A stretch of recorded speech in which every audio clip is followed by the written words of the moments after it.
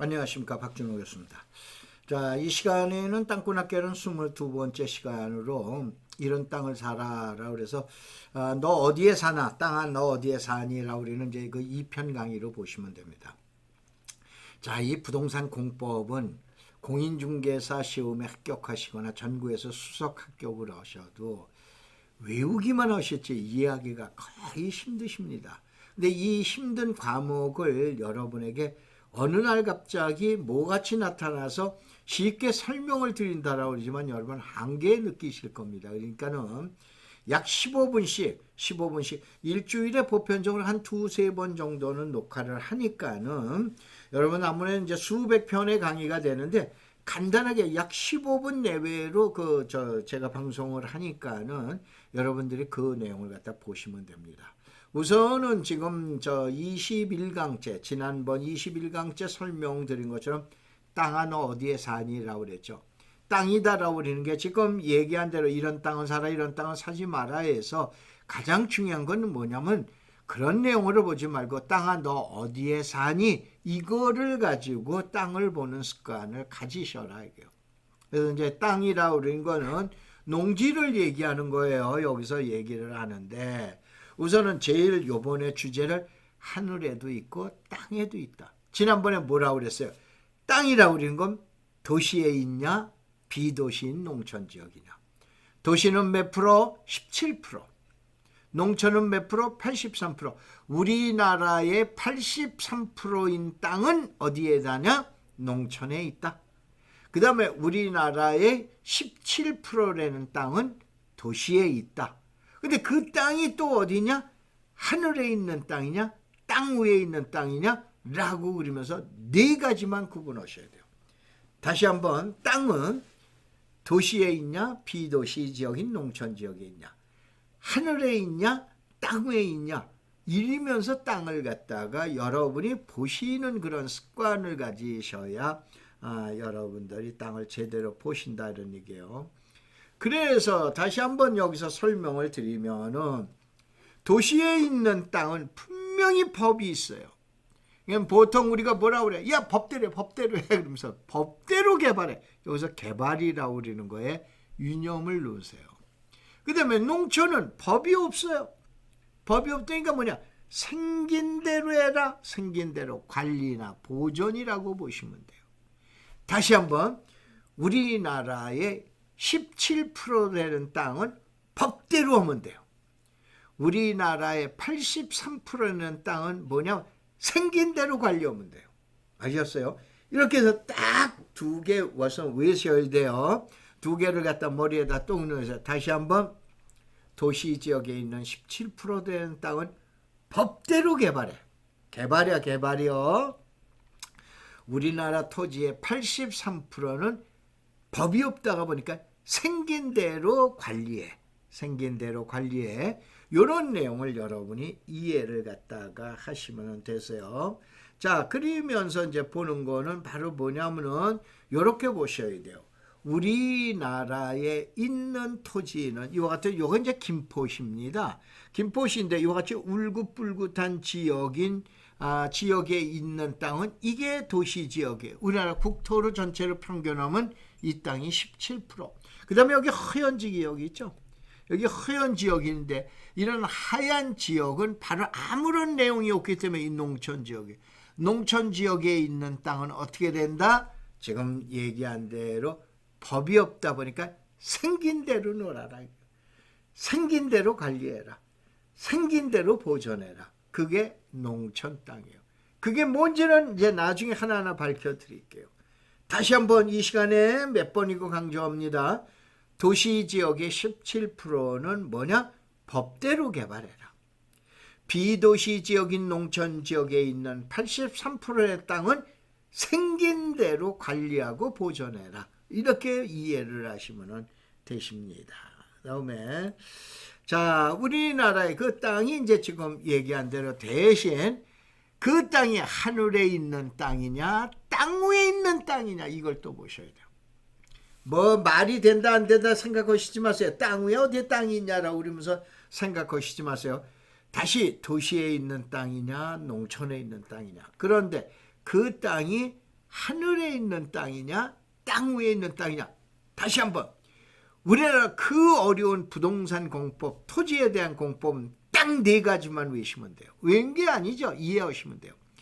이 땅은 도시에 있는 땅이야, 농촌에 있는 땅이야, 하늘에 있는 땅이야, 아니면 땅 위에 있는 땅이야. 그러면은 여러분들 50%를 땅을 이해하시게 되세요. 알겠어요? 이러시면서 이제 보시고, 이제 지금 얘기한 대로 요 내용이 바로 농지가 있는 국토부, 이게 하늘에 있는 땅이에요. 하나하나 설명드릴 테니까요, 여러분들. 그 다음에 나머지는 요건 뭐냐? 비도시 지역인 농촌에 있는 땅, 요 땅은 도시에 있는 땅이에요.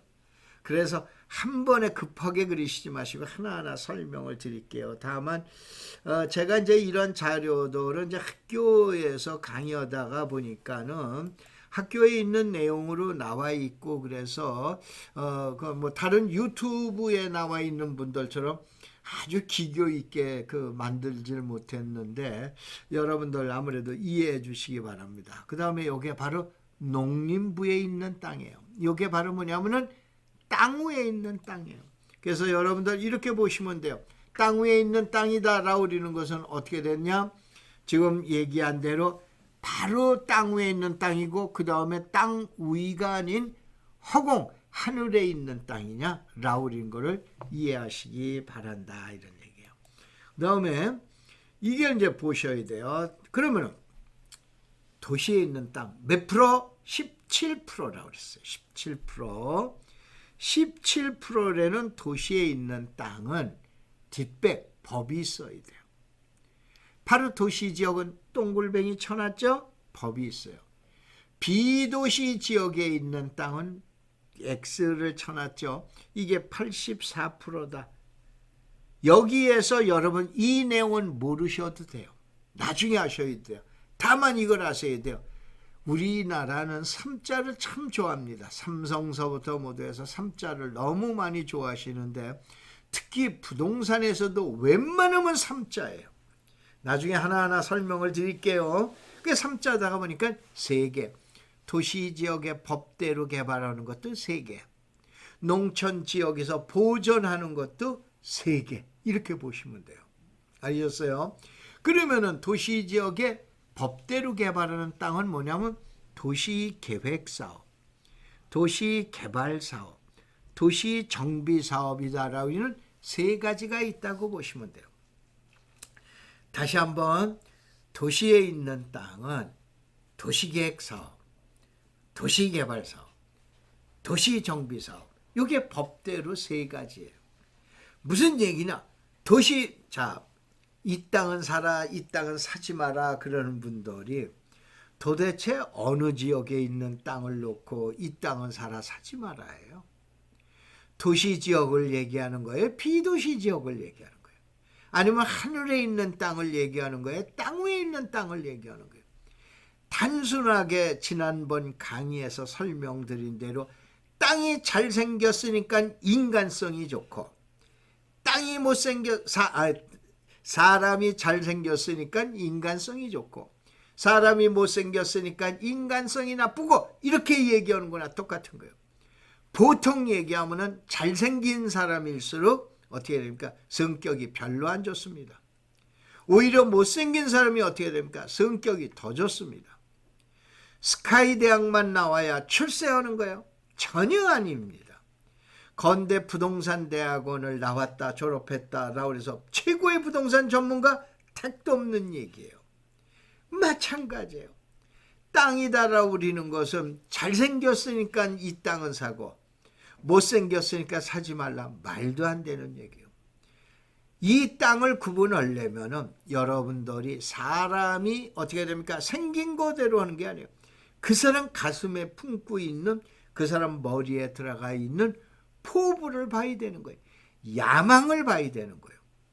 이것처럼 그 땅이 갖고 있는 야망을 갖다 보시는 능력이 바로 뭐냐면 구분을 하시면 되는 거예요. 도시에 있어, 비도시 농촌에 있어, 하늘에 있어, 땅 위에 있어, 4가지만 여러분들 이 시간에 이해를 하셔라, 이런 얘기예요. 자, 하시고, 그러면 이제 도시계획 사업에서는 한 장이 더 넘어갔네요.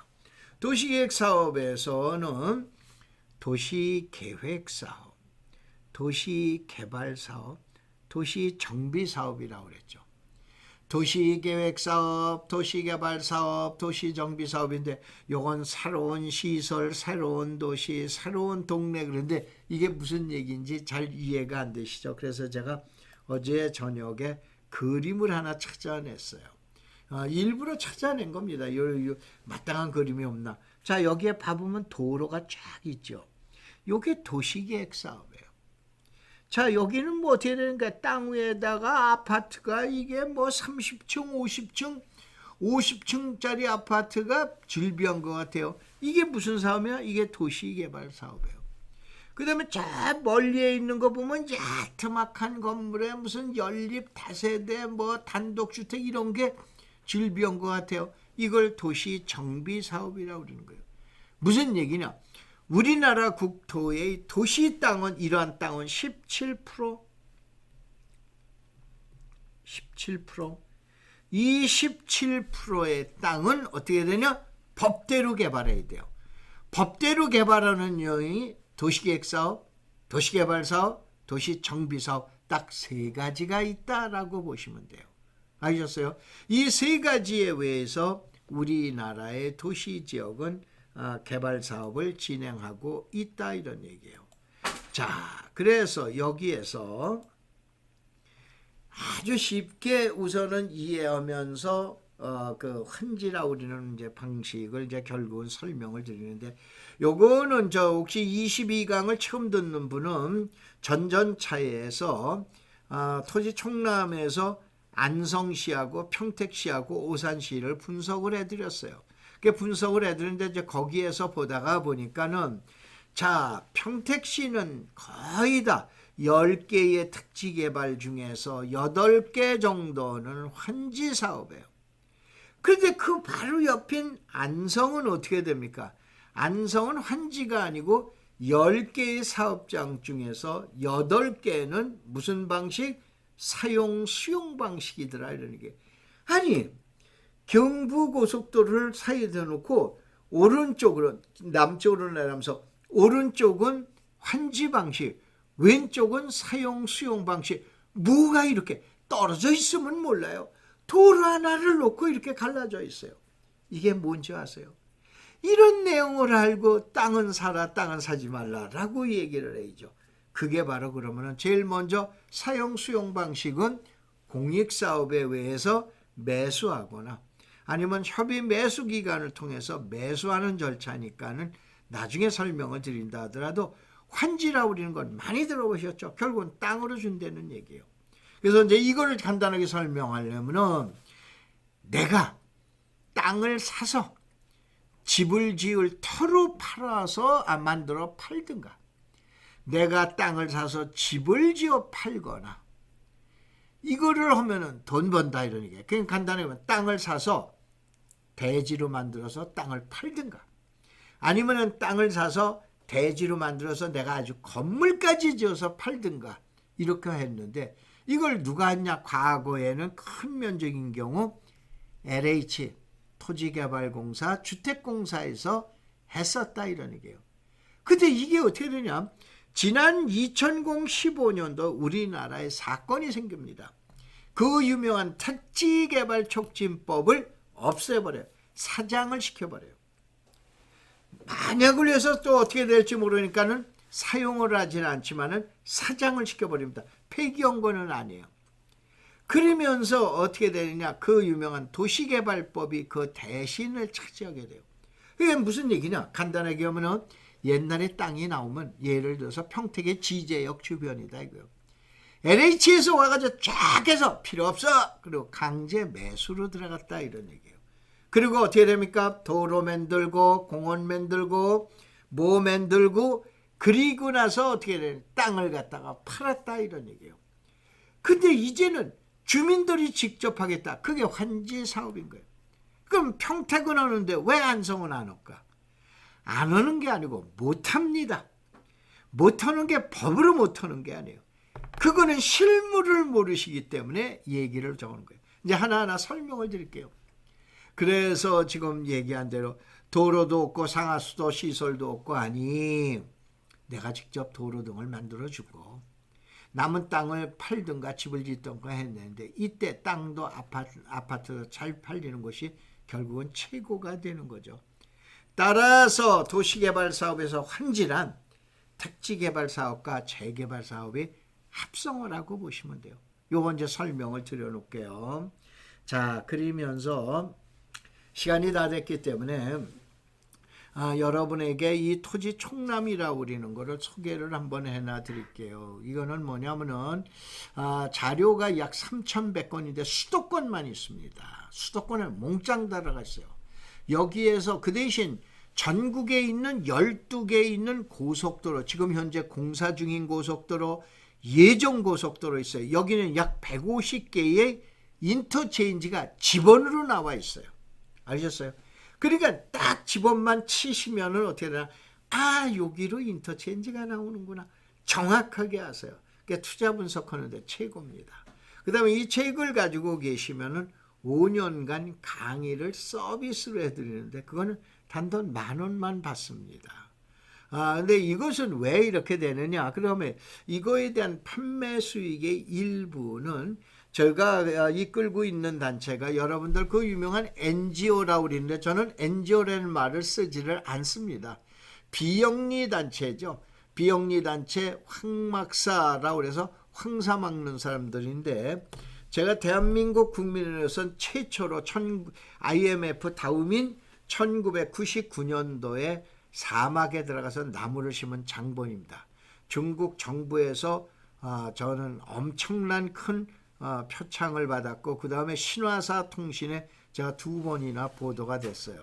근데 이제 최근에는 미얀마에다가 직업학교를 지어주고 있습니다. 그래서 이 책의 판매 수익금의 일부는 이와 같이 좋은 일에 사용하고 있으니까 여러분이 잘 이해하시는데, 자, 이것은 여러분들이 잘 이해하시면서 이거에 관련된 자료들은 여기 있으면서 이 자료를 가지고 계시면은 이와 같이 그 1만 원의 서비스를 해주는데 간략하게 얘기해 드리면 제가 금년이 저희 대학에서 강의 정년입니다.